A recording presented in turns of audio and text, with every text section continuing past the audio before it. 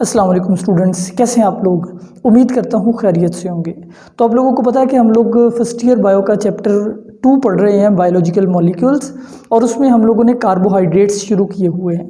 तो आज कार्बोहाइड्रेट का लास्ट लेक्चर है और ये होगा पॉलीसेकेराइड्स के ऊपर। इससे पहले अगर आप लोगों ने मेरा पिछले लेक्चर 2 कार्बोहाइड्रेट वाले नहीं सुने तो आप पहले वो सुन लीजिए, फिर आपको ये पूरा समझ आ जाएगा। तो आप लोगों को पता है कि polysaccharide are most complex carbohydrate, इनमें 10 से ज़्यादा मोनोसेकेराइड जुड़ते हैं तब ये बनते हैं। अब पॉलीसेकेराइड्स जो है इनके पहले जनरल प्रॉपर्टीज़ देखेंगे, उसके बाद फिर इनकी एग्जांपल्स और क्लासिफिकेशन पे बात करेंगे। पॉलीसेकेराइड मोस्ट कॉम्प्लेक्स है, सबसे कॉम्प्लेक्स होते हैं। मोस्ट अबंडेंट भी है, अबंडेंट का मतलब होता है एक्सेस, यानी कि सबसे ज़्यादा ये पाए जाते हैं हमारी इस अर्थ में।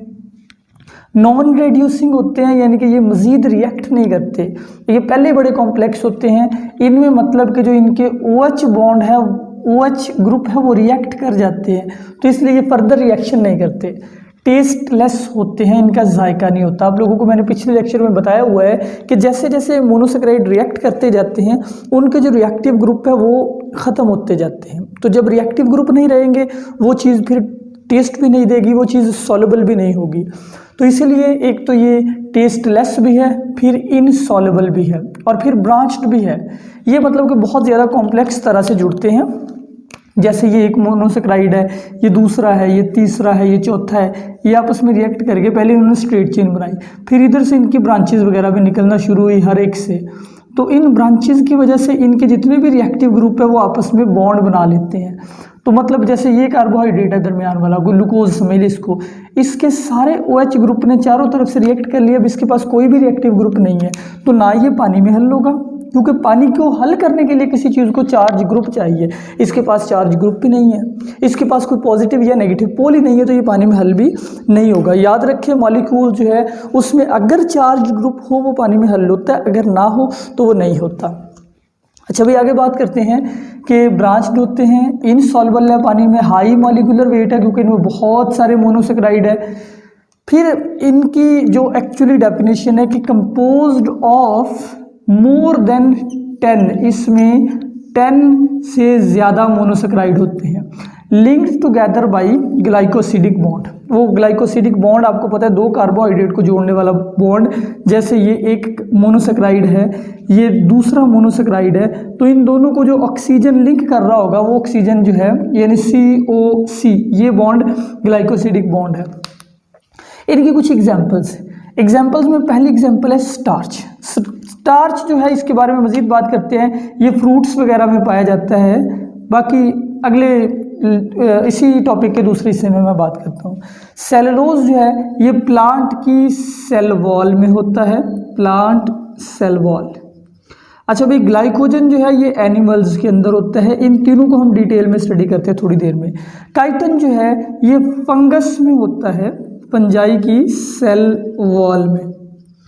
अच्छा भाई, जो एगर है, एगर पाया जाता है एक्चुअली रेड एल्गी में, रेड एल्गी में, और ये एक न्यूट्रिएंट भी है। बैक्टीरिया इसकी प्रेजेंस में ग्रो करते हैं, बैक्टीरिया को ये चाहिए होता है एगर। अच्छा, जो डेक्स्ट्रिन है ये स्टार्च से बनता है। जब आप स्टार्च को गर्म करते हैं तब डेक्स्ट्रिन बनता है, और डेक्स्ट्रिन जो है इसको आप ईट भी कर सकते हैं, ये भी स्टार्च की तरह खाया जाता है। जो पेक्टिन है, पेक्टिन प्लांट की सेल वॉल में होता है, ये भी ठीक है, ये भी कार्बोहाइड्रेट ही है। और सेल वॉल जो है आप लोगों को पता है प्राइमरी वॉल, उसमें सेलुलोज, हेमीसेलुलोज और तीसरा मॉलिक्यूल ये पेक्टिन होता है। तो ये कुछ एग्जांपल्स हो गई।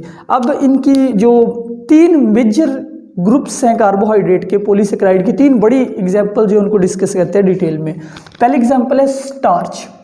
स्टार्च कहाँ होता है भाई? स्टार्च होता है फलों में। याद रखें, स्टार्च जो है ये प्लांट का सबसे ज़्यादा, बल्कि सेकंड नंबर पे सबसे ज़्यादा पाया जाने वाला कार्बोहाइड्रेट है। फ्रूट में है, ग्रेन्स यानी अनाज में है। अनाज क्या होते हैं? वो सीड जिनको आप खाते हैं, जैसे कि गंदम के सीड, मकई के सीड, चावल वगैरह। सीड्स में, ट्यूबर्स में, ट्यूबर्स रूट्स को कहते हैं जिन रूट्स को आप खा सकते हैं, जैसे कि मूली, गाजर, शलगम वगैरह।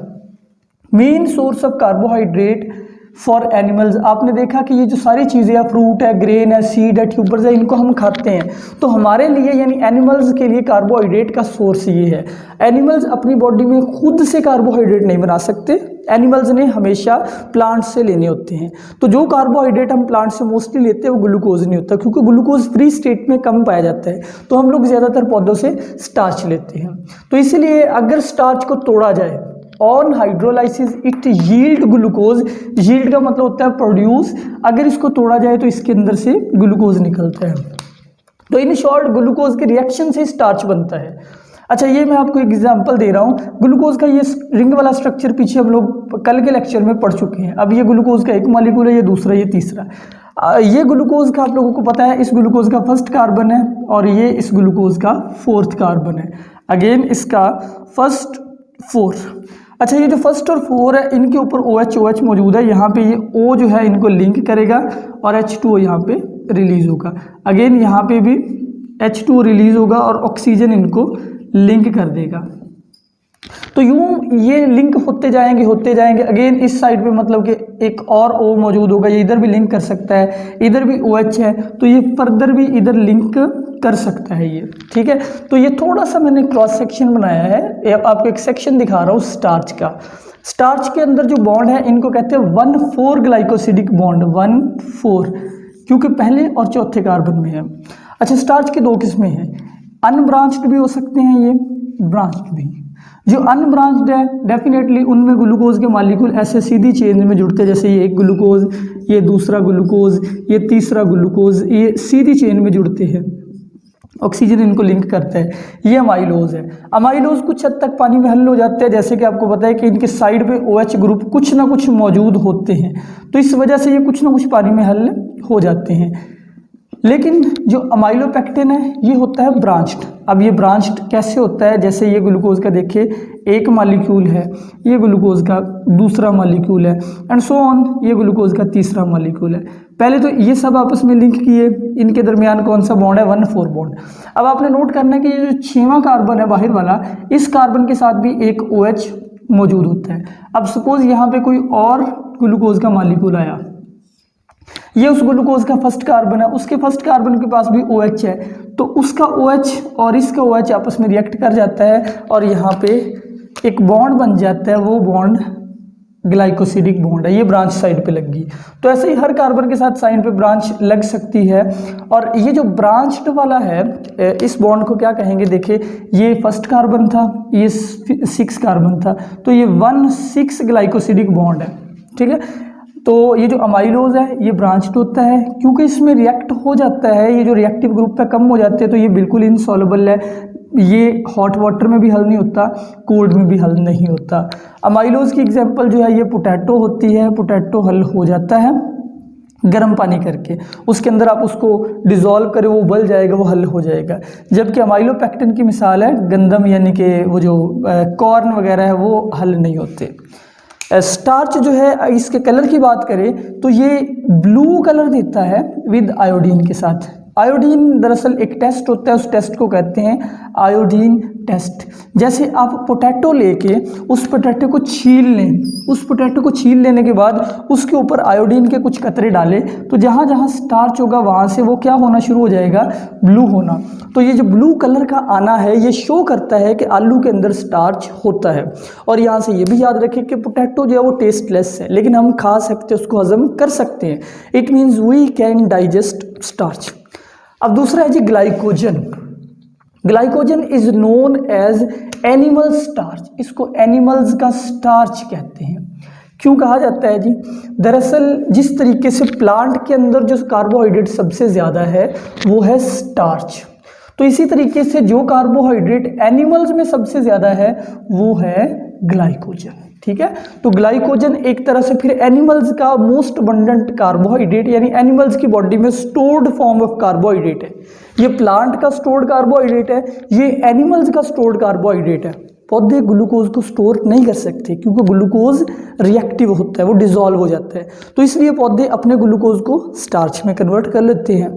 तो ये प्लांट का स्टार्च है। अब एनिमल्स में क्या होता है, एनिमल्स की बॉडी में भी ग्लूकोज जो है वो फ्री स्टेट में नहीं रहता क्योंकि वो डिसॉल्व हो जाता है, वो रिएक्ट कर जाता है। तो एनिमल्स उस ग्लूकोज को ग्लाइकोजन में कन्वर्ट कर लेते हैं और ग्लाइकोजन में कन्वर्ट करके स्टोर्स कर लेते हैं उसको अपने मसल्स में और लीवर में। तो हमारे मसल्स के अंदर ग्लाइकोजन स्टोर होता है जो ज़रूरत पड़ने पे ग्लूकोज में कन्वर्ट होता है और हमें एनर्जी देता है। यानी ये हमारे स्केलेटल मसल है, क्योंकि इन्होंने ज़्यादा काम करना होता है तो इनमें बहुत सारा ग्लाइकोजन स्टोर होता है। जब हम एक्स्ट्रा काम करें तो वो ग्लाइकोजन पहले ग्लूकोज में कन्वर्ट होता है, देन वो ग्लूकोज हमें एनर्जी प्रोवाइड करता है। इसी तरीके से आपका जो लीवर है ये ग्लूकोज को कंट्रोल करता है, ग्लूकोज लेवल को। वो कैसे? अगर आपकी बॉडी में ग्लूकोज लेवल बढ़ रहा हो तो आपका पैंक्रियाज इंसुलिन बनाता है। वो इंसुलिन क्या करती है, वो इंसुलिन आपके लिवर पे एक्ट करती है। फिर आपका लिवर जो आपके ब्लड में एक्स्ट्रा ग्लूकोज होता है उसको निकाल के ग्लाइकोजन में कन्वर्ट कर लेते हैं। यूँ समझ लीजिए कि ग्लूकोज एक 10 रुपये का नोट है, ग्लाइकोजन 1000 का नोट है। उस 1000 के नोट को जब आप तोड़ेंगे तो उसमें से 10-10 के बेशुमार नोट निकलेंगे। ये है हिसाब। अच्छा भाई, ये पानी के अंदर इनसॉल्युबल है इसीलिए ये स्टोर हो जाता है इजीली। इनसॉल्युबल इन वाटर के बाद गिव्स रेड कलर। ये कौन सा कलर देता है? रेड कलर देता है। और ये भी विद आयोडीन, और ये यील्ड ग्लूकोज, यानी इसको अगर हम तोड़ेंगे तो इसके अंदर से भी ग्लूकोज निकलेगा। अब इसके एक एग्जांपल देखिए, ये ग्लाइकोजन जो है इसमें भी ये आपको ग्लूकोज के मॉलिक्यूल नज़र आ रहे हैं, ये आपस में रिएक्ट कर रहे हैं। लाइक एक और ग्लूकोज भी अगर फॉर एग्जांपल यहाँ पे हो तो वो ग्लूकोज भी यहाँ पे ऑक्सीजन के साथ लिंक कर गया। और ये कौन सा बॉन्ड है? ये बॉन्ड है 1,4 ग्लाइकोसिडिक बॉन्ड। अच्छा, ग्लाइकोजन जो है ये हमेशा ब्रांच्ड होता है। इसमें अब ये ग्लूकोज का एक और ऊपर मॉलिक्यूल है, ये ग्लूकोज का अगेन फर्स्ट कार्बन और ये 6 कार्बन है। 6 पे भी OH है, फर्स्ट पे भी, तो ये आपस में रिएक्ट कर सकता है। इसलिए ये जो नया बॉन्ड बनेगा, ये जो ब्रांच वाला बॉन्ड बनेगा, इसका नाम क्या होगा? 1,6 ग्लाइकोसिडिक। तो ग्लाइकोजन में 2 किस्म के बॉन्ड होते हैं, 1,6 जो एक ग्लूकोज के फर्स्ट कार्बन में और दूसरे के 6 कार्बन में है, और इसी तरीके से 1,4 जो फर्स्ट कार्बन और दूसरे ग्लूकोज के 4 कार्बन में है। अब लास्ट जो हमने पढ़ना है वो होगा cellulose. Cellulose most abundant carbohydrate है इन नेचर, यानी कि कुदरत में, यानी कि हमारी दुनिया में जो कार्बोहाइड्रेट सबसे ज़्यादा है वो है सेलुलोज। ये सबसे ज़्यादा क्यों है? क्योंकि भाई ये पौधे की सेल वॉल्स में पाया जाता है। और आपको पता है कि पौधे जो है वो एनिमल से कहीं ज़्यादा है हमारी ज़मीन में। हर पौधे के हर सेल की सेल वॉल में, प्राइमरी वॉल में जो मोस्ट अबंडेंट कंपाउंड होता है वो सेलुलोज है।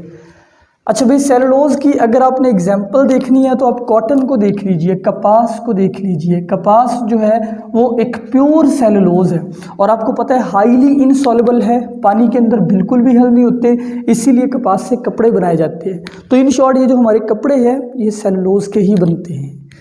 अच्छा, सेलुलोज जो है ये नो कलर, ये कोई कलर नहीं देता। अगर इसके ऊपर आप आयोडीन डालेंगे, जैसे कपास के ऊपर आप आयोडीन डालें तो कोई कलर नहीं आएगा। डाइजेशन, ये जो सेलुलोज है, ये सेलुलोज को अगर तोड़े तो इसके अंदर से ग्लूकोज निकलेंगे, यानी मैं कह रहा हूँ N ग्लूकोज। N से मुराद है कितने भी नंबर हो सकते हैं, 10 से ज़्यादा ही होंगे। इसके लिए आपको एंजाइम चाहिए होगा, एंजाइम का नाम है सेलोलेज। एंड पे क्या आ रहा है? एज, सेलोलेज। एज एंजाइम्स का सफिक्स होता है, यानी एंजाइम के यूजुअली नाम के एंड के ऊपर एज आता होता है, जैसे ऑक्सीडेज, पर ऑक्सीडेज, कैटालेज, इस तरीके से। Humans can not digest, humans cellulose को डाइजेस्ट नहीं कर सकते क्योंकि ह्यूमंस में ये एंजाइम नहीं है। हमें, जैसे हम कपास को खाएं, पौधों को खाएं, हमें सेलुलोज हजम नहीं होगा। पट्टे वगैरह हम खाएं, हमें हजम नहीं होगा। लेकिन हर्बीवोर्स कैन डाइजेस्ट। हर्बीवोर से मुराद है मवेशी, बकरियां, भैंसे, भेड़े, ये जो जानवर घास खाते हैं ये बड़ा इजीली इसको डाइजेस्ट कर लेते हैं, हजम कर लेते हैं। उसकी वजह क्या है? उसकी वजह है इन बैक्टीरिया, इन हर्बीवोर्स के अंदर बैक्टीरिया रहते हैं। इनकी गट में, यानी इनकी खुराक की नाली में क्या रहते हैं? बैक्टीरिया रहते हैं। और यीस्ट यानी फंगस रहती है। ये फंगस एंजाइम सिक्रीट करती है। कौन सा एंजाइम? जो ऊपर बताया, सेलुलोज, और वो फिर सेलुलोज इनको डाइजेस्ट कर देता है। अब ये सेलुलोज के क्रॉस सेक्शन देखिए, सेलुलोज के क्रॉस सेक्शन में भी यहाँ पे बॉन्ड होते हैं। कौन से बॉन्ड होते हैं? ये ग्लूकोज का एक मॉलिक्यूल है, ये लिंक कर गया। अब यहाँ पे आप बॉन्ड्स को देख रहे हैं कि ये जो पहला ग्लूकोज है इसका ये फर्स्ट कार्बन है, ये दूसरा ग्लूकोज उल्टा है। अब इस ग्लूकोज का फर्स्ट कार्बन ये 6 कार्बन है, ये 5th कार्बन है, ये 1,5 ग्लाइकोसिडिक बॉन्ड है। फिर ये कौन सा बॉन्ड है? 1,5 ग्लाइकोसिडिक। ये भी ब्रांच्ड होता है, ये 1,5 बॉन्ड है। बाकी इनमें 1,4 बॉन्ड भी होते हैं, 1,6 बॉन्ड भी होते हैं। इस तरीके से ये आपस में ब्रांच्ड चेन्स बना लेते हैं। तो स्टूडेंट्स ये था आज का लेक्चर। अगर इसके ऊपर आपको कोई क्वेश्चन हो वो आप मुझसे कर सकते हैं। अपना बहुत सारा ख्याल रखिए। अल्लाह हाफिज़।